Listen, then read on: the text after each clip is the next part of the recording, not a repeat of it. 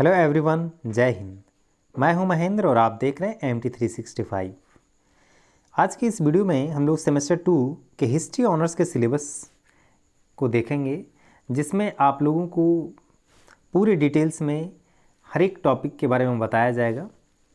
तो सबसे पहले मैं यहाँ पे आप लोगों को ये बता दूँ कि सेमेस्टर 2 में हिस्ट्री ऑनर्स में 2 कोर पेपर पढ़ना होता है, कोर 3 और कोर 4। इसके अलावा एक जीई पेपर होता है और साथ ही साथ एक AECC पेपर भी होता है।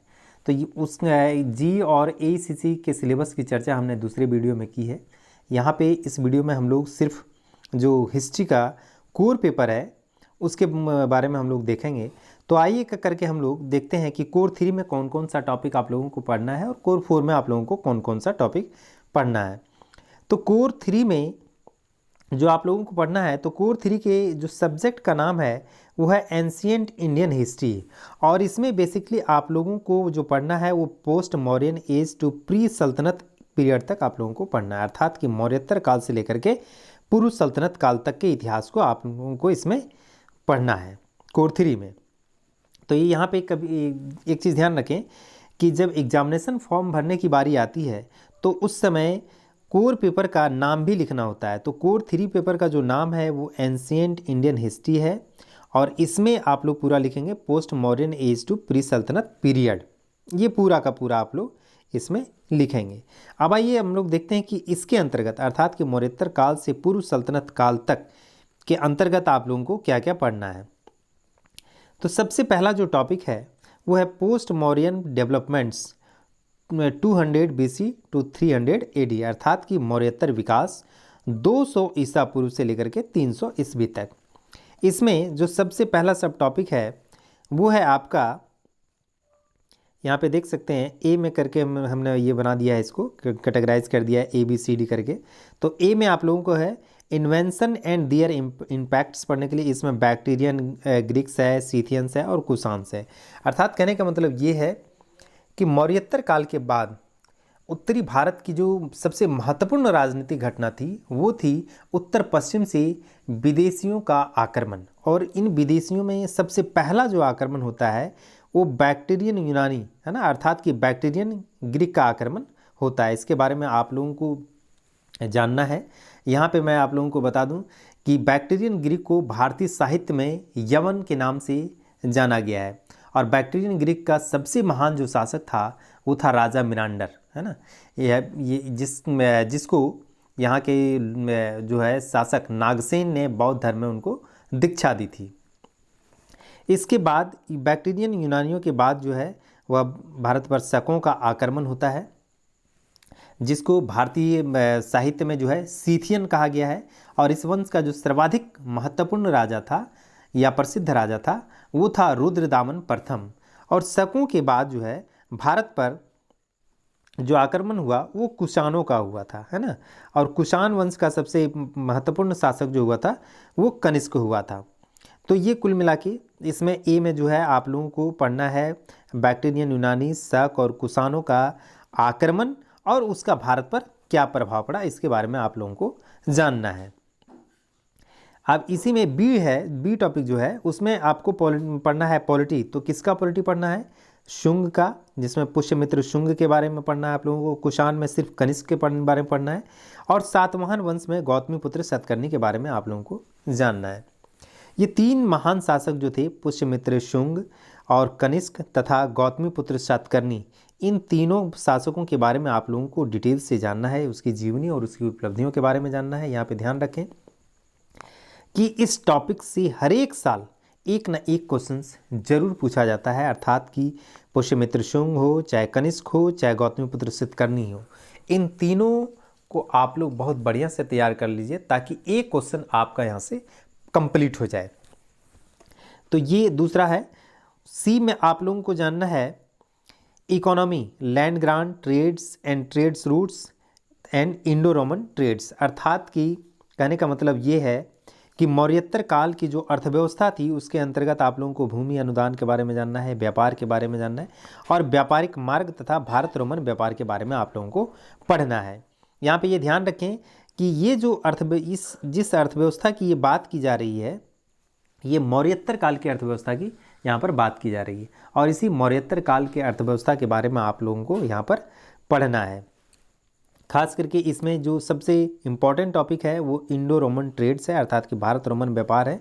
इसके बारे में आप लोग अच्छे से तैयारी करें। साथ ही साथ भूमि अनुदान, जो भूमि अनुदान की जो प्रथा थी, ये आंध्र सातवाहनों ने भारत में सबसे पहले इसको प्रचलन में लाया था। ये शॉर्ट नोट्स में अक्सर पूछा जाता है, तो इसको भी आप लोग अच्छे से तैयार कर लें। एंड डी में आप लोगों को पढ़ना है religion and culture, emergence of Mahayana Buddhism, art and sculpture, अर्थात कि धर्म और संस्कृति, महायान बौद्ध धर्म का उदय, कला और मूर्ति कला के बारे में आप लोगों को पढ़ना है। तो यहाँ पे बेसिकली आप लोगों को ध्यान रखें, ये ध्यान रखें कि मौर्योत्तर काल की धर्म और संस्कृति कैसी थी, इसके बारे में आप लोगों को जानना है। साथ ही साथ महायान बौद्ध धर्म का कैसे उदय हुआ और उस समय अर्थात कि मौर्योत्तर काल की कला और मूर्ति कला की क्या क्या विशेषता थी, इसके बारे में आप लोगों को पढ़ना है। तो ये पहला टॉपिक हो गया। अब दूसरे टॉपिक के अंतर्गत आप लोगों को संगम एज के बारे में जानना है। संगम एज में के अंतर्गत आप लोगों को polity, society, literature and culture के बारे में आप लोगों को पढ़ना है। तो पॉलिटी में बेसिकली पॉलिटी अर्थात कि राजनीति में यहाँ पे ध्यान रखें कि संगम युग के दौरान जो है वो 3 महान वंश हुए थे, चोल, चेर और पांड्य। इसी चोल, चेर और पांड्य राजवंशों के राजनीतिक इतिहास को जानना है। साथ ही साथ उस संगमकालीन समाज के बारे में जानना है, साहित्य के बारे में जानना है और संस्कृति के बारे में जानना है। ये दूसरा टॉपिक था। थर्ड टॉपिक आप लोगों का है एज ऑफ गुप्ताज। इसके अंतर्गत यहाँ पे ध्यान रखें कि 3 महत्वपूर्ण शासकों के बारे में, गुप्ता पीरियड में 3 महत्वपूर्ण शासकों के बारे में आप लोगों को पढ़ना है। चंद्रगुप्त प्रथम, दूसरा है समुद्रगुप्त और तीसरा है चंद्रगुप्त द्वितीय, जिसको चंद्रगुप्त विक्रमादित्य के नाम से भी जाना जाता है। तो इन तीनों महान गुप्त वंश के महान शासकों के बारे में आप लोगों को पढ़ना है। यहाँ पे मैं बता दूं कि चंद्रगुप्त प्रथम का जो शासनकाल था वो 319 से 335 ईस्वी के बीच था। वहीं समुद्रगुप्त का जो शासनकाल था वो 335 से 375 ईस्वी के बीच था। और चंद्रगुप्त द्वितीय का जो शासनकाल था वो 380 से 412 ईस्वी के बीच था। तो यहाँ पे जो सबसे ज़्यादा सवाल पूछा जाता है मतलब आपके फाइनल एग्ज़ाम में इन तीनों शासकों से पूछा जाता है। जब कभी चंद्रगुप्त प्रथम के बारे में पूछ लिया तो उस दूसरे साल आपको समुद्रगुप्त या चंद्रगुप्त द्वितीय के बारे में पूछेगा, या जब चंद्रगुप्त द्वितीय के बारे में पूछा गया हो तो चंद्रगुप्त द्वितीय छोड़ के चंद्रगुप्त प्रथम और समुद्रगुप्त के बारे में आपसे पूछ लिया जाएगा। तो इस तरीके से इन तीनों शासकों के बारे में भी आप लोग अच्छे से तैयारी कर लें, और इसका भी वही है जीवनी एवं उपलब्धियों की तैयारी आप लोगों को बढ़िया से करना है। इसी का अगर हम लोग नेक्स्ट देखें तो फोर्थ टॉपिक जो है वो है आप लोगों का cultural development, art, architecture, sculpture, painting, literature and religions. यहाँ पे cultural contact with central Asia, अर्थात ये जो है इन सारी चीज़ों के बारे में आप लोगों को जानना है कि अर्थात कैसे सांस्कृतिक विकास कैसे कैसे हुआ। यहाँ पे हमने इसका हिंदी भी यहाँ पे लिख दिया है, यहाँ पे देख सकते हैं आप लोग। सांस्कृतिक विकास, कला एवं वास्तुकला, मूर्तिकला, चित्रकला, साहित्य और धर्म, अर्थात कि गुप्ता काल के दौरान, गुप्ता पीरियड के दौरान अर्थात कि गुप्त युग के दौरान का जो सांस्कृतिक विकास था उसके बारे में आप लोगों को जानना है कि गुप्त काल के दौरान कला का कैसे विकास हुआ, वास्तुकला का विकास और मूर्तिकला, चित्रकला, साहित्य और धर्म का विकास कैसे कैसे हुआ, ये आप लोगों को जानना है। ये बहुत ही इम्पॉर्टेंट है चूँकि आप लोग जानते हैं कि गुप्त काल को ही प्राचीन भारत का स्वर्ण युग कहा गया है। तो स्वर्ण युग वो कैसे था, ये सांस्कृतिक विकास से ही जो है वह क्लियर होगा। तो इसलिए इस सांस्कृतिक विकास का जो खंड है इसको आप लोग बहुत बेहतरीन तरीके से तैयार कीजिए। साथ ही साथ इसमें मध्य एशिया के साथ जो सांस्कृतिक संपर्क था गुप्त काल के दौरान, वो उसके बारे में आप लोगों को विशेष रूप से जानना है। नेक्स्ट जो टॉपिक आप लोगों को पढ़ना है वो है राज्य और प्रशासनिक संस्थान, अर्थात कि गुप्त काल का की कैसी राजनीतिक व्यवस्था थी, राज्य प्रणाली कैसी थी और उसके प्रशासनिक संस्थान अर्थात कि प्रशासनिक जो मशीनरियाँ थी वो कैसी थी, उसके बारे में आप लोगों को पढ़ना है। इसी में जो नेक्स्ट टॉपिक है वह यह है इसका पतन, अर्थात कि गुप्त वंश का कैसे पतन हो गया, इसके बारे में आप लोगों को पढ़ना है। इसके साथ ही साथ कि गुप्त काल की कृषि संरचना, भूमि अनुदान, सिक्का और मुद्रा प्रणाली तथा व्यापार के बारे में आप लोगों को पढ़ना है। तो कुल मिला के गुप्त काल एक बहुत ही लंबा टॉपिक है, इसलिए इस पूरे गुप्त काल को आप लोग अच्छे से तैयार कर लें। तो यहाँ पे आप लोग देख सकते हैं गुप्ता एज में पहले 3 शासकों के बारे में आप लोगों को पढ़ना है, चंद्रगुप्त प्रथम, समुद्रगुप्त और चंद्रगुप्त द्वितीय। इसके अलावा गुप्त काल की जो है कल्चरल डेवलपमेंट के बारे में आप लोगों को पढ़ना है ना। इसके साथ साथ स्टेट एंड एडमिनिस्ट्रेटिव इंस्टीट्यूशन के बारे में आप लोगों को पढ़ना है, साथ ही साथ उसका कैसे डिक्लाइन हुआ इसके बारे में आप लोगों को पढ़ना है, अर्थात कि गुप्त साम्राज्य का कैसे पतन हुआ ये पढ़ना है। इसके बाद जो है agrarian structure, land and grants, coins and currency system के एंड ट्रेड्स के बारे में आप लोगों को पढ़ना है। तो ये गुप्त काल के बारे में आप लोगों को इन सारे टॉपिक्स के बारे में जानना है। इसके बाद आप लोगों को जो है वह हर्षवर्धन के बारे में पढ़ना है। हर्षवर्धन जो कि मतलब पुष्यभूति वंश का सबसे महान शासक था। गुप्त वंश के पतन के बाद उत्तर भारत की जो राजनीतिक व्यवस्था बिखर गई थी उसको पुनः एक बार समेटने का जो श्रेय है वह हर्षवर्धन को ही जाता था, है ना। और इसी हर्षवर्धन के विजय और उसके प्रशासन के बारे में आप लोगों को पढ़ना है। यह भी एक इंडिपेंडेंट टॉपिक है, इसलिए ये भी काफ़ी इम्पॉर्टेंट हो जाता है, क्योंकि लगभग हर साल इससे संबंधित एक सवाल जरूर रहता है, चाहे वो लॉन्ग क्वेश्चन में पूछे चाहे शॉर्ट क्वेश्चन में पूछे, लेकिन हर साल इससे एक सवाल रहता ही है, इसलिए इसे भी आप लोग अच्छे से तैयार कर लें। इसके बाद जो 5वां टॉपिक है वह है पेनिनसुलर इंडिया के बारे में आप लोगों को जानना है, जिसमें चालुक्य वंश, पल्लव वंश के पॉलिटी और उसके इकोनॉमी के बारे में जानना है, साथ ही साथ उसके कल्चर डेवलपमेंट के बारे में जानना है, with special reference to art and religions. कहने का मतलब यह है कि प्रादीपी भारत में जो चालुक्य और पल्लव वंश का जो उदय हुआ और इन दोनों वंश के शासनकाल के दौरान जो राजनीतिक परिवर्तन हुआ, चाहे अर्थव्यवस्था का जो विकास हुआ या कला और धर्म का जो विकास हुआ, इसके बारे में आप लोगों को बढ़िया से जानना है। और नेक्स्ट टॉपिक जो आप लोगों को है वह political developments, nature of the religions, regional politics with a special reference to the, ये है प्रतिहार्स, पाल्स, राष्ट्रकूट्स, चोल्स डायनेस्टी, है ना। इस कहने का मतलब ये है कि मौर्योत्तर काल के दौरान जो है वह क्षेत्रीय स्तर पर जो राजनीतिक विकास हुआ था उसके बारे में आप लोगों को जानना है। कब का? मौर्योत्तर काल के बाद का जो राजनीतिक क्षेत्रीय स्तर पर जो राजनीतिक विकास हुआ था उसमें प्रतिहार वंशों का जो उदय हुआ, पाल शासकों का जो बंगाल में शासन किए उनका जो उदय हुआ, राष्ट्रकूटों का जो उदय हुआ या चोल वंश का जो उदय हुआ, इसके संदर्भ में इन चारों शासक वंश के संदर्भ में जो क्षेत्रीय राजनीतिक प्रवृत्ति थी उसके बारे में आप लोगों को पढ़ना है। तो यहाँ से भी एक सवाल कभी कभी खास करके कल्चरल डेवलपमेंट के बारे में पूछता है, तो ये थोड़ा सा ध्यान रखें, तो इसके बारे में आप लोगों को जानना है।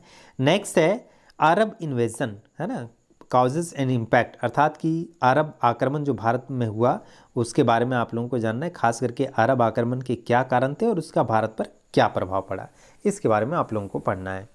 8वां टॉपिक में आप लोगों को पढ़ना है ओरिजिन ऑफ राजपूत्स, अर्थात कि राजपूतों की उत्पत्ति कैसे हुई, है ना, इसके बारे में आप लोगों को जानना है। और 9वां टॉपिक है आप लोगों का Ghaznavids invasion, nature, causes and impact, अर्थात कि मोहम्मद गजनवी के आक्रमण के मतलब उसकी प्रकृति क्या था, उसका कारण क्या था और उसका प्रभाव क्या पड़ा, इसके बारे में आप लोगों को पढ़ना है। तो ये कुल 9 टॉपिक जो है वो कोर 3 में आप लोगों को पढ़ना है। इसको एक बार आप लोग फिर सरसरी निगाह से आप लोग देख सकते हैं। यहाँ पे पहला में जैसे हो गया post Mauryan developments 200 BC to 300 AD, अर्थात कि मौर्योत्तर काल के दौरान जो विकास हुआ था उसके बारे में आप लोगों को जानना है। दूसरा जो टॉपिक है वो है संगम एज, इसके बारे में आप लोगों को जानना है, संगम एज के बारे में जानना है। थर्ड टॉपिक है एज ऑफ गुप्तास, अर्थात कि गुप्त काल के बारे में आप लोगों को पढ़ना है। फोर्थ टॉपिक आप लोगों का जो है वह हर्षवर्धना, है ना, अर्थात कि हर्षवर्धन के बारे में आप लोगों को पढ़ना है। फिफ्थ टॉपिक है पेनिनसुलर इंडिया, है ना, अर्थात कि प्रायद्वीपीय भारत का जो राजनीतिक सामाजिक आर्थिक परिवर्तन हुआ उसके बारे में आप लोगों को पढ़ना है। छठा टॉपिक है पॉलिटिकल डेवलपमेंट, अर्थात कि मौर्योत्तर काल के दौरान जो पॉलिटिकल डेवलपमेंट हुआ था उसके बारे में आप लोगों को पढ़ना है। 7वां है अरब इन्वेंशन, 8वां origin of Rajput and last है गजनवीज इन्वेंशन, है ना। तो ये कुल 9 टॉपिक आप लोगों को कोर 3 में पढ़ना है। अब अगर हम लोग कोर 4 की बात करें तो कोर 4 में आप लोगों को जो पढ़ना है वह history of modern Europe 1871 to 1945 तक आप लोगों को पढ़ना है। अर्थात कि कोर 4 पेपर का जो नाम होगा आप लोगों का, उसका नाम होगा history of modern Europe 1871 to 1945, अर्थात कि 1871 से लेकर के 1945 ईस्वी के बीच का आधुनिक यूरोप का इतिहास, है ना, इसके बारे में आप लोगों को पढ़ना है कोर 4 में, है ना। तो इसको ध्यान में रखें। इसके अंतर्गत सबसे पहला जो टॉपिक है वह कांग्रेस ऑफ बर्लिन, अर्थात कि बर्लिन कांग्रेस के बारे में आप लोगों को पढ़ना है। यहाँ पे थोड़ा सा बर्लिन कांग्रेस के बारे में बता दूं कि बर्लिन कांग्रेस जो है 13 जून से 13 जुलाई 1878 के बीच जो है बर्लिन में संपन्न एक सम्मेलन था, जिसमें रूस, great Britain, France, Austria Hungary, Italy तथा जर्मनी ने और 4 बाल्कन राज्यों जिसमें ग्रीस, रोमानिया, सर्बिया और मॉन्टेनिग्रो था एवं उस्मानिया साम्राज्य ने भाग लिया था, है ना। तो ये बर्लिन कांग्रेस के बारे में आप लोगों को जानना है। दूसरा टॉपिक है जार अलेक्जेंडर द्वितीय, है ना। यहाँ पे ध्यान रखें कि रूस के शासक को जो है वह जार कहा जाता था, और ये जो जार अलेक्जेंडर द्वितीय थे वह रूस के महान शासक हुए थे। ये बहुत बड़े सुधारवादी शासक हुए थे, इसलिए इसके बारे में आप लोगों को यहाँ पर पढ़ना है। थर्ड टॉपिक है ना, फॉरेन पॉलिसी ऑफ बिस्मार्क की, अर्थात कि बिस्मार्क की विदेश नीति क्या थी, इसके बारे में आप लोगों को जानना है। यहाँ पे मैं बता दूं कि जर्मनी के एकीकरण में बिस्मार्क का बहुत बड़ी भूमिका थी, बिस्मार्क की।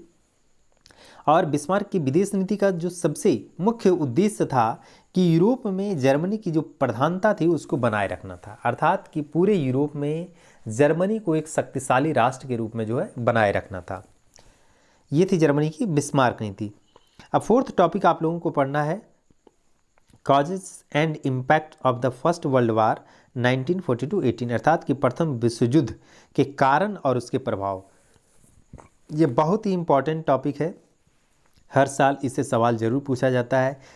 कभी कभी सवाल ये पूछा जाता है कि प्रथम विश्व युद्ध के क्या कारण थे, तो कभी सवाल पूछा जाएगा कि प्रथम विश्व युद्ध के क्या परिणाम हुए या क्या प्रभाव पड़ा, इसके बारे में आप लोगों को पूछा जा सकता है। तो ये बहुत इंपॉर्टेंट टॉपिक है, इसको आप लोग तैयार करें। फिफ्थ टॉपिक है द रशियन रिवोल्यूशन 1917, है ना। तो ये कहने का मतलब ये है कि जो 1917 की रूसी क्रांति हुई थी उसके बारे में आप लोगों को पढ़ना है। इसमें आप लोगों को रूसी क्रांति के कॉजेज, नेचर एंड इफेक्ट्स के बारे में पढ़ना है, अर्थात कि रूसी क्रांति के क्या कारण थे, उसकी प्रकृति कैसी थी और उसका प्रभाव क्या पड़ा। तो यहाँ पे ध्यान रखें कि इन जहाँ पे कारण, प्रकृति और प्रभाव, ये तीनों चीज़ के बारे में आप लोगों को पढ़ना हो, वहाँ पे एक अलग अलग सवाल खड़ा होता है। कभी कभी किसी भी क्रांति के कारण पूछ लिया जाता है, तो कभी उसका प्रभाव पूछा जाता है, तो कभी उसकी प्रकृति पूछी जाती है। तो इन तीनों एंगल से आप लोगों को इन सारे टॉपिकों को तैयार करना है। नेक्स्ट टॉपिक है पेरिस पीस कॉन्फ्रेंस 1990-1920, अर्थात कि पेरिस शांति सम्मेलन 1919-20 में जो हुआ था उसके बारे में आप लोगों को पढ़ना है। कहने का मतलब ये है कि प्रथम विश्व युद्ध के बाद जो पेरिस शांति सम्मेलन हुआ उसके बारे में आप लोगों को डिटेल से पढ़ना है। 7 टॉपिक है the League of Nations achievements and failure, अर्थात कि राष्ट्र संघ की उपलब्धि क्या थी और इसकी असफलता के क्या क्या कारण थे, या इसकी असफलता की क्या क्या मुख्य संकेत हैं, इसके बारे में आप लोगों को जानना है। 8वां टॉपिक है आप लोगों का फासिज्म राइज ऑफ मुसोलिनी, अर्थात कि फांसीवाद का उदय कैसे हुआ था, इसके बारे में पढ़ना है। और इस फांसीवाद के दौरान मुसोलिनी का कैसे उदय हुआ, इसके बारे में आप लोगों को जानना है।